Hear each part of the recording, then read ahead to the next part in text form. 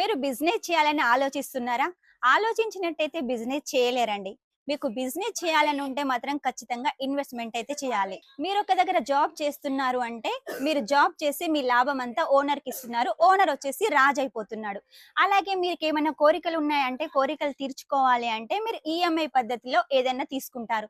మీరు ఈఎంఐ కట్టుకుంటూ ఉంటే బ్యాంక్ వాళ్ళని రాజులను చేస్తున్నారు. అలాగే మీరు ఎక్కడైనా షాప్‌లో వర్క్ చేసినట్టయితే కస్టమర్స్ వచ్చేసి ఏది కొన్నా కూడా ఆ లాభం అంతా కూడా ఓనర్‌కి వెళ్ళిపోతుంది. ఇలా మీరు ఎప్పటికప్పుడు వర్క్ చేసుకుంటూ మీ కష్టాన్నంతా మీ లాభంగా మార్చి మీరు ఓనర్‌కి ఇస్తే మీరెప్పుడు లాభపడతారు? కాబట్టి ఖచ్చితంగా మీరు ఒకవేళ బిజినెస్ చేయాలనుకుంటే ఆలోచన మానేయండి.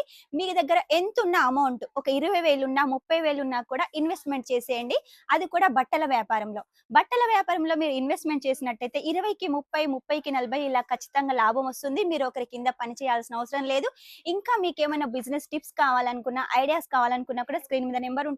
కాల్ చేసేయండి. మన దగ్గర నుంచి అన్ని సవలతులు మీకు అందిస్తాం.